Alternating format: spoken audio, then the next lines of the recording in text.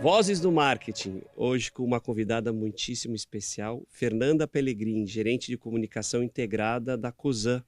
E comigo na bancada, Érica Martins. Fazia tempo. Fazia tempo, Coordenadora coordenadora de administração, da Faculdade de Administração da SPM, e Matthew Schurtz, diretor do World Observatório, meu parceiraço. Fernanda, Voz do Marketing é uma iniciativa que integra encontros com o futuro, que tem apoio do Pacto Global, Prime, que é o braço da ONU de Universidades no Brasil e no mundo, apoio, claro, da SPM, apoio também da Eurocâmaras, que são as câmaras europeias do Brasil, da Pricewaterhouse e da Berge. Lembrei de todos, tenho certeza. Senão depois a gente edita. Fernanda, conta um pouquinho pra gente como é que você chegou na Cosan, por onde você passou, e já saiu aqui um spoiler que você passou aqui pela SPM. Passei pela SPM. Bom, vou voltar um pouquinho no tempo, então.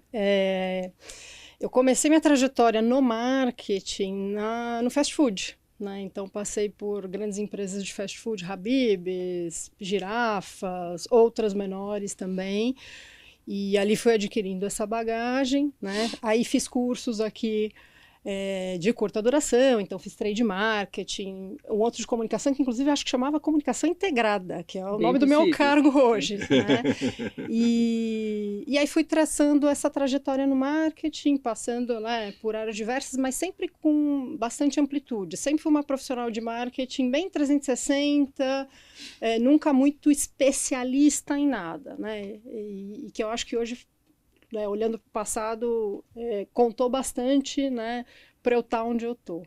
E em algum momento aí eu fui parar na Cosan, né, mas numa empresa do grupo, né? Então a Cosan, na verdade, ela é um ecossistema de muitas empresas, né?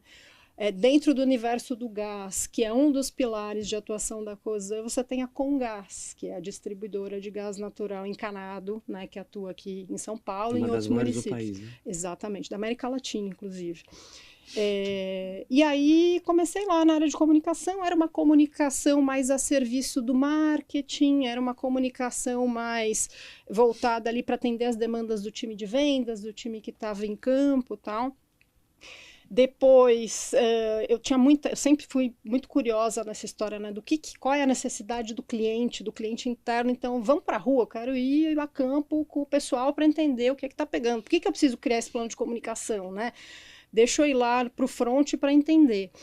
E aí eu comecei a ter muito mais interface com vendas, com marketing e tal. Numa dessas, um gestor de marketing me puxou, aí fui para o marketing, aí comecei a passar por vários segmentos de negócio dentro da Comgás, né? Então, segmento de prédios, o B2B, casas, né? Que é assim, na época, como eles se dividiam, tal. Bom, em algum momento aí também nessa trajetória, saí de licença maternidade, tive meu primeiro filho. Quando eu voltei, a comunicação, ela já estava com outro viés. Ela passou a atender mais o institucional da companhia, né? E isso está muito conectado com o que eu faço hoje lá na Cosan. E ficou desvinculada do marketing. O marketing meio que passou a fazer esse papel, né, sem a comunicação ali a serviço do marketing, e a comunicação passou a olhar mais para relações institucionais da companhia, né? E aí eu fui traçando essa trajetória. Eu sou uma pessoa que gosta de política no CPF, né? Então é um tema que me encanta, eu estou sempre ali conectada no dia a dia, né? Eu brinco que meu marido quer me matar, que ele fala, desliga isso o dia inteiro ouvindo política. Final de semana eu estou no carro, boto notícia, ele fala, não, vou botar uma música, pelo amor de Deus, tal. E é um negócio que eu sempre gostei, há muitos anos eu acompanho e tal. Então eu fui entrando cada vez mais nesse universo institucional, né? E aí, ano passado, apareceu a oportunidade de ir para a holding, né, que é a Cosan, e aí esse movimento, né, de estar cada vez mais conectada, né, com essa agenda institucional, ele se intensificou muito, né? Porque eu saí de um contexto de um negócio que opera no estado de São Paulo, vou para uma holding que você tem, né, 5 grandes negócios no portfólio e que tem atuação nacional, né? E que, obviamente, os temas também são muito mais amplos e complexos, né? E aí, essa conexão com relações governamentais, ela foi se intensificando. Então, hoje, muito da minha atuação, né, eu brinco que a comunicação institucional, ela está a serviço de relações institucionais. Então, é uma estratégia que está super conectada, né? Eu brinco, né? Porque eu comecei totalmente B2C, né? Quando você vai para o fast food, você está ali pensando em, Totalmente. né? Que Curiosa, promoção, que brinde no kit infantil, né? O que o concorrente está fazendo em termos de pricing que a gente vai precisar ajustar, tal. E agora a minha vida é 100% B2B, né? E os stakeholders são, né? Poder público, tem mercado, né? Então a Cosan, ela é uma gestora de portfólio, ela consolida resultado, né? E a gente está o tempo inteiro se comunicando com o mercado. Então, tive que aprender a linguagem do mercado financeiro, tive que, né, sair um pouco desse gosto pessoal do CPF por política, entender um pouco mais, né, o dia a dia ali, grandes temas dos negócios, para a gente como holding ajudar, né, em articulações, em comunicações que ajudem a empurrar algumas pautas, enfim. Então, isso é muito do meu dia a dia hoje, né? Não, que skill que você acha que seguiu desde o B2C para o B2B, B2C e para as relações intergovernamentais? O que você acha que você como profissional falou, acho que isso foi algo que eu acertei? Eu acho que, primeiro, esse olhar para a amplitude, né? Então, tá sempre, né, conectada com o que está acontecendo, tanto no âmbito da comunicação, então esse olhar um pouco para PR, um pouco para digital, um pouco para o off, essa amplitude em relação ao ambiente da empresa, né? Então, quais são os temas quentes, quais são os grandes temas dos negócios que eu preciso estar conectada. E eu acho que a construção de pontes em termos de relação interpessoal, né? Então, assim, em grandes corporações, você precisa ter isso, né, muito no teu dia a dia, né? Eu não sou ninguém na companhia se eu não construir relações com os negócios que estão dentro do portfólio. Você acha que isso é o maior desafio que você tem no cenário atual, no ramo em que você atua? Eu não considero um desafio, porque eu acho que a gente tem que incorporar isso como parte do escopo de trabalho, né? Então, assim, eu vejo que uma cadeira de comunicação não tem como ser comandada por alguém que não seja relacional, né? Todos os profissionais com os quais eu me deparei ao longo desses últimos anos atuando nessas frentes e que não eram relacionais, em algum momento, não, né, funcionava. Não funcionava. Então, e isso não é só ser sociável, né? É estar aberto a ouvir, a receber críticas, né? A em alguns momentos passar por, né, saias justas ali em que você tem que por vezes ficar entre uma pessoa e outra, uma posição e outra, e saber ali mediar algumas situações. Então, eu acho que vai te dando um skill, né, de habilidades interpessoais que são fundamentais, principalmente, acho que para essa posição de comunicação, mas para qualquer outra que você vá assumir na companhia. Você vê, por exemplo, dentro do portfólio da Cosan, que é super diverso, você vê muito executivo que não só transita entre as empresas do grupo, como entre áreas completamente diferentes. Quais são os principais produtos da Cosan, além do gás? Vamos lá, então você tem a Raízen, né, que tem ali a parte de distribuição de combustíveis, açúcar e etanol, né, a parte de biocombustíveis. Você tem a Rumo, né, que é de logística ferroviária, então tem mais de 14 mil quilômetros de ferrovias aí cruzando o país para escoar os produtos do agronegócio brasileiro. Você tem a Compass, que é a holding do gás, né, onde você tem ali uma parte de comercialização, de mercado livre de gás, e você tem as distribuidoras, né? Começou inicialmente só com a Comgás e hoje você tem distribuidoras no sul, sudeste do país. E você tem a Radar, que é uma empresa de gestão de terras. Essa é a mais low profile mesmo, provavelmente é a que vocês menos ouviram falar. Nunca ouvi né? falar. E você tem a Move ainda, que é uma empresa... Move. Tá. Que é uma empresa de lubrificantes, tá? Que vocês devem conhecer por aí pelos produtos da marca Móbil. Então, em posto de gasolina, se começar a reparar, você encontra ali os fresquinhos. Aí ficou mais familiar. Então é lubrificante não só para carro, mas para indústria. Então, tem maquinários que a gente nem imagina, né? Que se não tiver um lubrificante da Móbil ali, o maquinário para de funcionar, né? Então... Fernanda, sabe uns desafios que a gente vê? O gás... ele funciona como uma excelente energia de transição. Isso. A gente está nesse momento, a gente vai ter a COP daqui a 3 meses, e o gás tem uma dificuldade de comunicar para o grande público, que, olha, nós somos fósseis, mas a gente é muito menos poluente que o diesel, que os outros combustíveis, e a gente é abundante no Brasil, a gente consegue fazer essa transição de uma forma segura, mantendo uma segurança energética boa para o país. O que você acha que é o grande desafio para comunicar isso?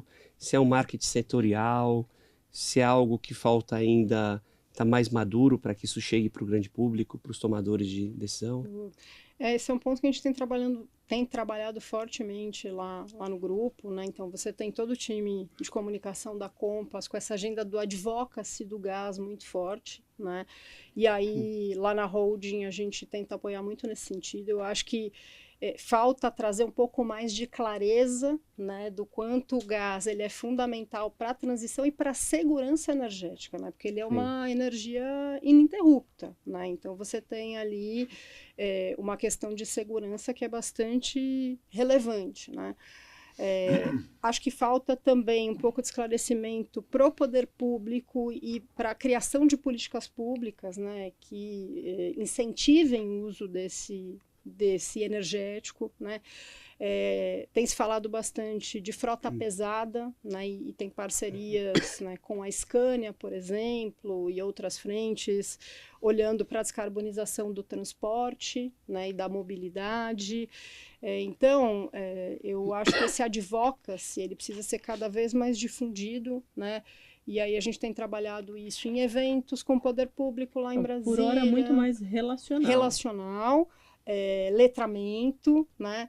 Porque a gente não está falando no sentido de chegar para o grande público, que aí eu vou falar no sentido de ignorância, não, eles não precisam saber tanto, mas o relacional, para que isso chegue depois como consequência para a população, aí são outros 500, né? Perfeito. Então, a advocacy nesse ponto é o esforço que vocês estão... É isso, né? Então, assim, a gente conversar com os atores certos para que a gente consiga mover, né, essa máquina em prol do gás natural, né? Então, isso está sendo trabalhado fortemente lá com os times também de relações institucionais dos negócios, e a gente tem apoiado lá na holding também para tentar alavancar um pouco dessa agenda, né? Então, projetos de conteúdo que falem sobre o tema, eventos grandes lá, né, com o poder público para trazer um pouco mais de informação, e aí com isso a gente espera que a gente consiga também, né,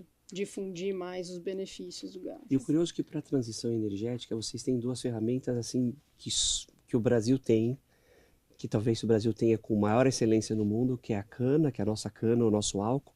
Eu não sei o método defende o SAF, fala do SAF, acho que em todos os nossos projetos, mas não sei se a gente está chegando perto também desse combustível de aviação.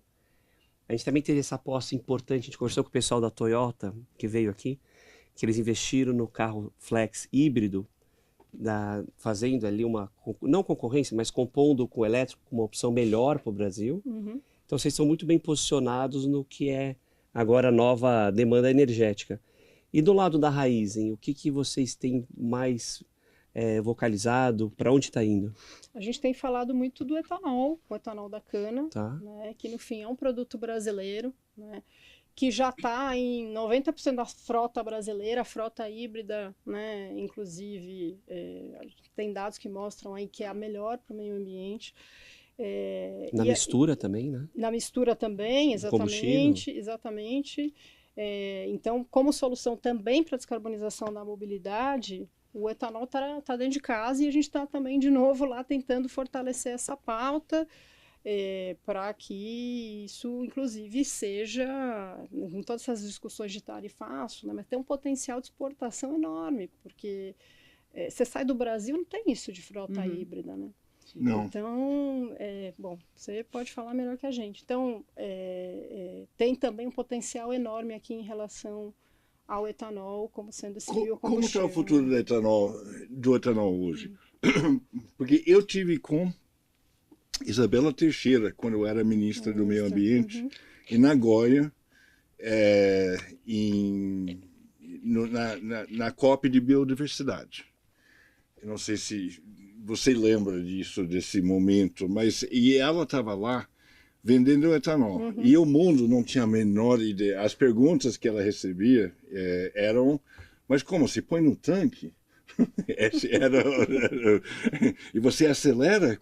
Eu juro que era nesse... Quando isso, velho? 2010. 2010 no Japão, Nagoya é um marco na história da... Nagoya é importante, o COP10 da biodiversidade. E aí se descobriu o pré-sal e esqueceu-se do etanol como exportação. E como é que se está vendo hoje? Qual é o futuro do etanol? É só no Brasil? Fora? Não, a gente acredita que pode ser fora, sim, mas que tem um trabalho grande. SAF, já tem, né? Existe, né? Feito de etanol. Existe, Não, e aí eu precisaria chamar o time da Raizen aí, para mais profundidade. Os universitários. Mas em termos de prioridade para a Raizen, asseguro vocês que é o etanol de primeira geração e que a gente tem realmente, você vê, 2010, não faz tanto tempo assim. 15 anos, isso. E que ainda assim a gente acha que ele é pouco falado, pouco defendido pelo poder público nesse sentido, né, e que tem um campo grande aí para a gente crescer esse advocacy do etanol e isso ganhar espaço também para projetar o Brasil para a exportação desse produto. Você colocaria que isso é a grande oportunidade, de repente, da tua área como comunicação integrada? Uma das? Como que é isso? Não, acho que esse é um dos grandes temas que a gente tem falado, né? A gente tem falado muito desse potencial do etanol, a gente tem falado muito da descarbonização da logística por meio da ferrovia. Isso eu quero saber muito. Conta para mim. Como é que tá isso? Vai ter que chamar outra equipe. Gente, vamos lá. Ela lida com coisas muito grandes. São muito está sobrevoando vocês estão os dando isso, né? Nos grandes temas. Mas como estão as ferrovias? Vamos lá, como é que estão as ferrovias? Quais são os seus desafios, pelo menos? Boa, vamos lá. Não, eu diria que esse tema do advocacy, parece que eu estou sendo repetitiva, mas eu acho que ele é uma frente que está muito forte em todos os negócios, tá? A mesma coisa lá para a ferrovia. Então, nessa linha de buscar linhas de financiamento com o governo, né, de políticas relacionadas à descarbonização, mostrar que a ferrovia, que a descarbonização passa pela ferrovia. Né? Eu aqui com todo o meu conhecimento zero técnico e muito, né, de saber um pouquinho de cada assunto por conta dessa amplitude aí dos temas da holding, a gente tem visto muito esse movimento de mostrar que, inclusive, com essas questões todas nos Estados Unidos, as exportações para a China estão aumentando. Sim. Né? Então, assim, as cargas, se você pegar o resultado da Rumo no último trimestre, o volume aumentou. Então, isso vai abrindo também... Qual volume aumentou? O volume que eles estão transportando de carga para exportação para a China. Né? Então, assim, você tem ali uma oportunidade também de mercado, de desenvolvimento de novos mercados, que impacta positivamente a ferrovia. E isso é ótimo para o país, porque, de novo, né, passa pela agenda de descarbonização. Né? Então, assim... A Rumo é uma das empresas do grupo que tem mais crescido, é uma das fortalezas e a gente acredita muito que é um negócio que, né, é uma das grandes fontes de recurso para o grupo aí nos próximos anos. Fernanda, conta um pouco do seu dia a dia. Você está na holding, você tem essas gigantes trabalhando, abrindo mercado, Fica em São Paulo, Sim, na Faria Lima. Tá. Então conta como é que você se divide, como é que você vê os seus stakeholders, como é que você entrevista ali as suas empresas dentro da holding para saber as urgências, como é que... Boa, vamos lá, pergunta... Parece fácil de responder. Vou tentar aqui. Ou quem te liga 2 vezes? Como é que funciona para você assim? Vou dar agora escorrer com isso porque. Bom, tem dias e dias. Tem dias e assim, dias. Vou dizer um dia típico. Um dia típico é um dia em que você tem, né, agendas diversas e que você está ali. Coordenando, eu também cuido de comunicação interna dentro da Hold, né? Então você tem os temas ali que estão ligados com cultura, com gente, né? Com a identidade corporativa da companhia, a comunicação interna apoia nesse sentido, né? De fortalecer isso dentro da Hold. E você tem a agenda de externa que é infinitamente mais complexa, porque na Hold eu estou falando de um público de 150 pessoas, né? E quando comunicação externa é esse tiro de canhão. e que aí a gente tem trabalhado muito forte nessa frente de projetos de conteúdo, de eventos, e são todos eventos de grande porte, né? Algumas agendas, a gente tem uma atuação de bastidor muito forte com imprensa, né? Que é uma frente que a gente trabalha muito lá, então relacionamento, né, com os veículos, alguns jornalistas que são chave para a gente. E muito do meu dia a dia é essa articulação entre negócios e COSAN, alinhamentos, então esses temas que são cross, né? Ou entre negócios do portfólio, ou entre holding e negócio, e tomando os meus cafés, fazendo as minhas ligações e os meus combinados ali. Por isso que eu trouxe muito essa questão do relacionamento interpessoal e quanto isso é importante para fazer as coisas acontecerem. Né? Considerando o teu eixo, quantas pessoas estão abaixo de você, assim, diretas? Eu tô com 5. 5 pessoas. Isso. E aí o dia atípico, eu falei do típico, agora eu vou falar do atípico. O atípico é quando você tem... Um projeto de lei saindo. Um projeto de lei saindo, uma crise para gerenciar, uma notícia que sai na imprensa que saiu torta e aí você precisa atuar para corrigir. Um tarifaço. Um tarifaço, né? Então, coisas que fogem aí do nosso planejamento, que aí você chega no escritório para fazer uma coisa, você faz outra completamente diferente, né? E aí...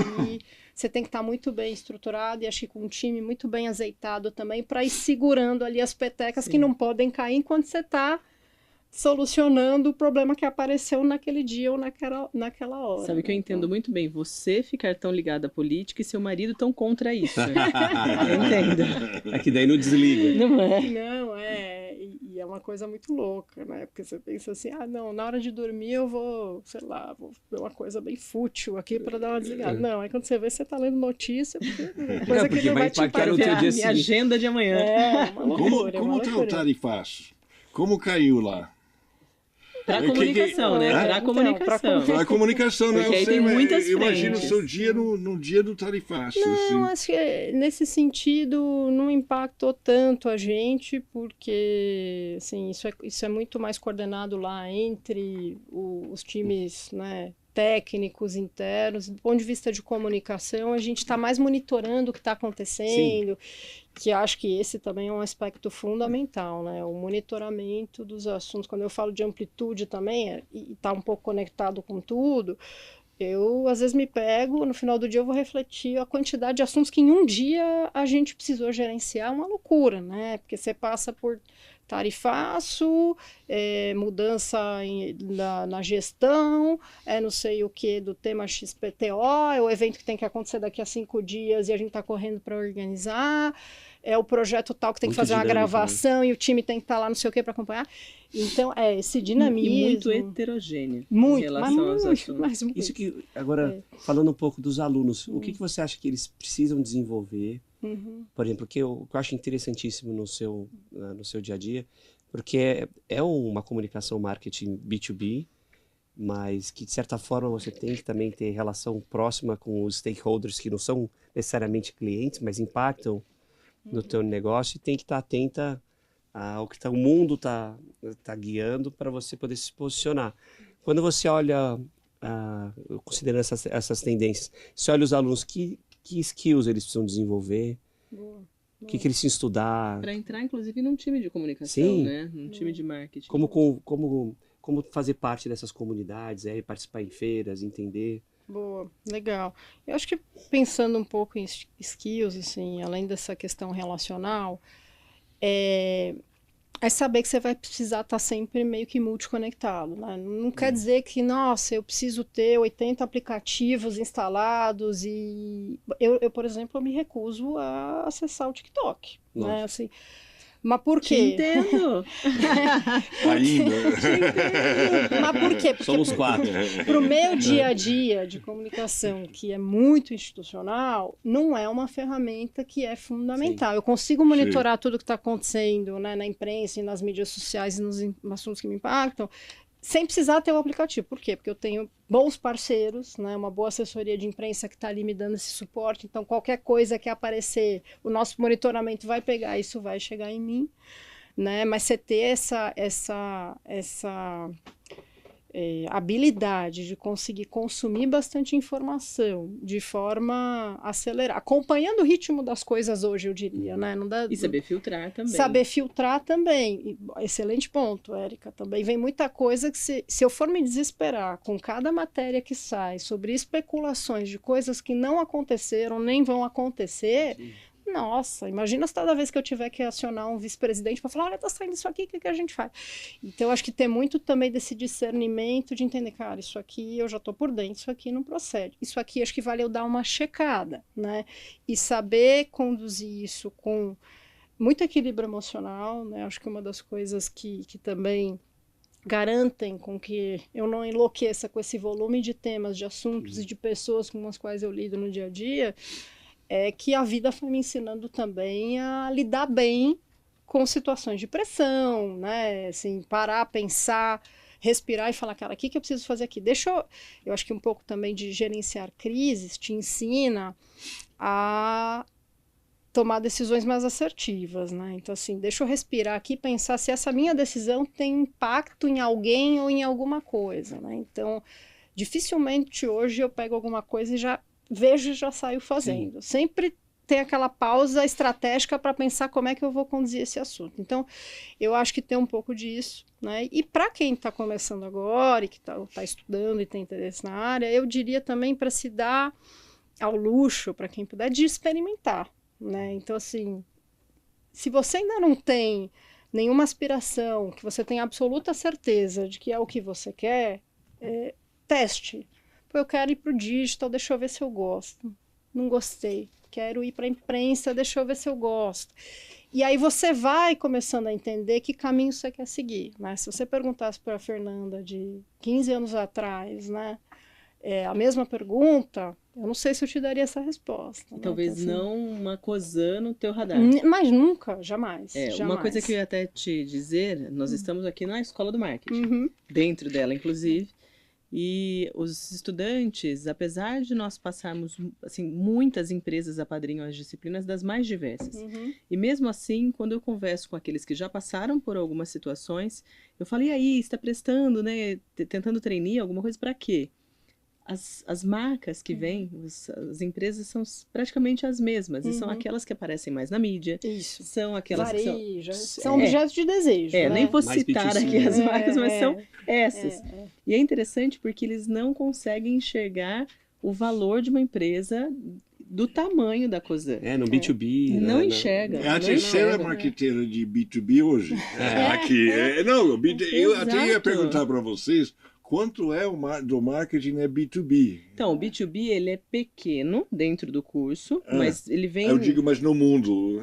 Não, no mundo tem bastante. A questão é o quanto o meu estudante, por exemplo, consegue visualizar e materializar isso. Sim, o que tem de oportunidade. Isso é muito, eu acho super interessante, porque você precisa conhecer de vários negócios, principalmente se você é uma empresa de base, como vocês são, uma holding, e você precisa conhecer uma venda complexa. Você tem que... Não é só uma venda de gatilho. Sim. E como atrair? Como que eu ia falar justamente do desafio de marca empregadora, né? Esse sex appeal que o varejo tem, né? Olha, a gente tem trabalhado muito lá o leque de oportunidades que trabalhar numa empresa como a COSAN oferece, né? Então, você tem empresas diversas no portfólio, né?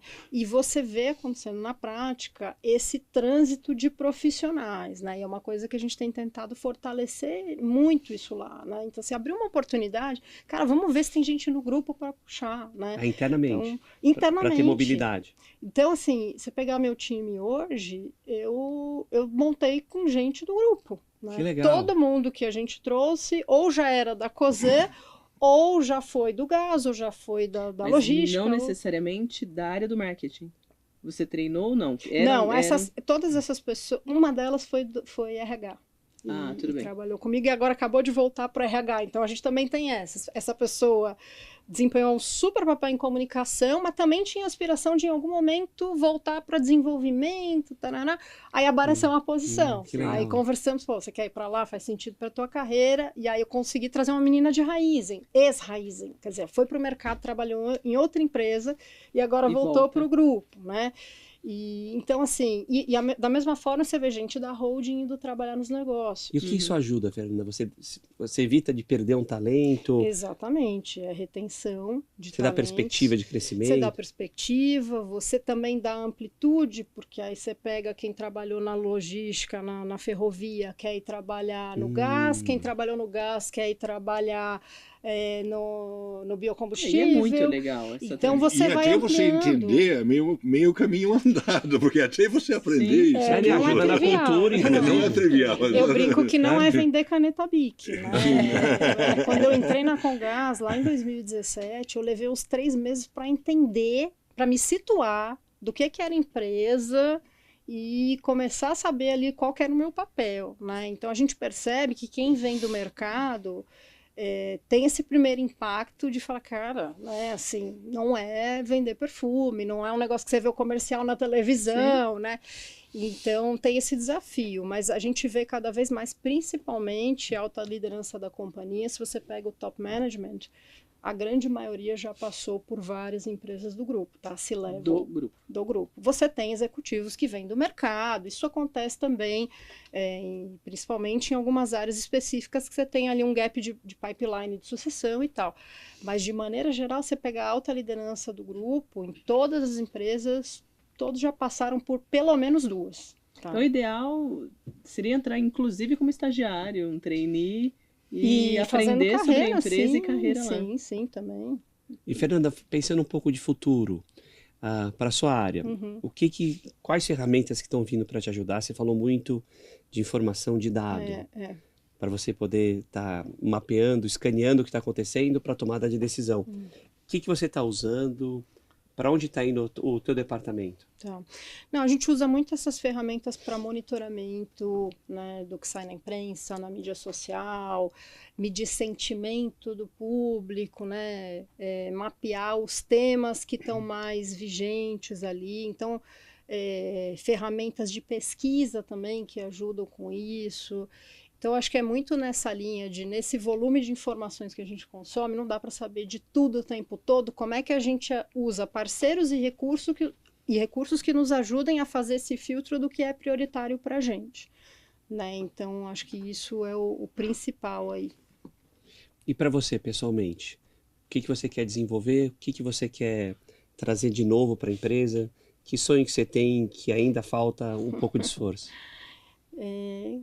Caramba, essa pergunta de sonho, eu sempre fico me questionando, né, como responder, porque aí eu levo pro Ou que quem chega na hold não precisa mais. Não, imagina, de jeito nenhum, pelo contrário, eu acho que eu tenho ainda um caminho grande para percorrer no grupo, né, se você for pensar, eu só passei pelo gás e pela holding, Sim. Né, então, assim, até brinco, fiz uma conversa de carreira recente aí com a minha gestão, e falei, acho que próximo passo, ou rumo ou Raizen aqui, né? Pensando nos meus skills, nas oportunidades e tal. Então, sempre esse olhar para a possibilidade dentro do grupo, eu acho que essa questão desse interesse que eu tenho, né, na agenda institucional acaba sendo um diferencial, tá? Mesmo dentro do grupo, você vê poucos profissionais que têm gosto por esse tipo de tema, né? Sim. Normalmente é uma turma que gosta mais de assunto mais legal, né?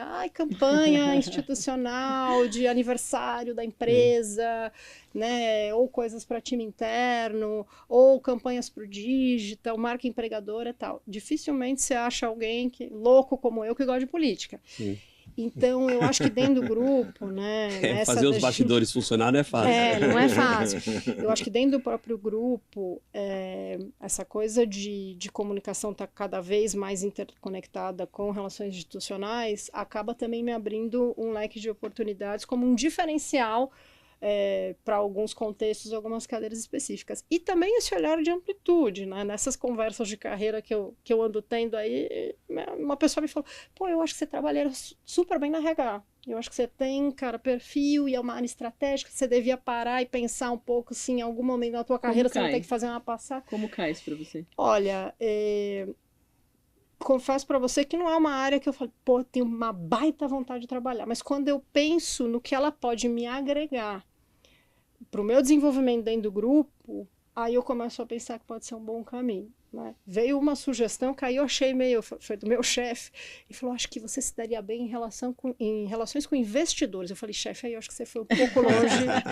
Foi além. Aí foi um pouco além, né? Mas é aquilo, acho que absorver aquilo que faz sentido para você e dar aquela filtrada. Fala, pô, RI acho que não vai colar, porque também não adianta, né? Precisa ser uma coisa que faça sentido para você, que tenha fit, que você sabe que você vai navegar bem na cadeira, né? Então, aliás, outro ponto legal para falar aí para quem está começando é conversar com outros executivos, né, com outras lideranças que te inspirem, porque nessas conversas vem muita dica legal, vem muita oportunidade legal. Então, essa é uma agenda também que eu tento manter bastante frequente, que é de conversar com outras lideranças do grupo, pares e alta liderança também, para ter sempre, né, ideias aí em mente. Que legal. Genial, fica a dica. Fica Fernanda, a dica. parabéns. Obrigada. Muito obrigado.